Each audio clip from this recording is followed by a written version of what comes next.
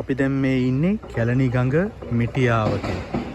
අර ඈතින් පේන්නේ කැලණිය පන්සල ළඟින් කැලණි මුල්ල පාලම, අලුතෙන් හදපු පාලම. මේ තියෙන්නේ මෙගොඩ කැලණිය සිවුරුගල. ඉතින් මේ පැත්තේ තමයි කැලණි විහාරය තියෙන්නේ. දැන් මේ තොටුපොළ ළඟට ආවහම ඔබට පේනවා ඇති මේක ටිකක් ගැඹුරු ස්ථානයක්. හැබැයි ඔබට පේනවා ඇති මේ ගල් ආශ්‍රිත යම්කිසි පාදම් වගේ හදලා තියෙන්නේ.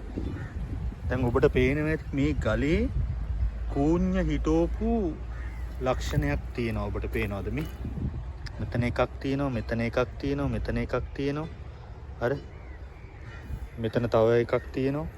ඉතින් මේ අතීතයේ එහා පැත්තේ ඉඳන් මෙහා පැත්තට ඔරුපාරු එන්න සකස් කරපු යම්කිසි තොටුපළක් වන්නට පුළුවන්. මොකද මේ ඔබට පේනවා ඇති මේ ගල් පඩිපෙළ, ඉපැරණි ගල් පඩිපෙළක්. ඉතින් මේ පාලම හැදෙන්න කලින් එගොඩ මෙගොඩ යා කරපු ස්ථානය වෙන්නට පුළුවන් මේ ස්ථානය.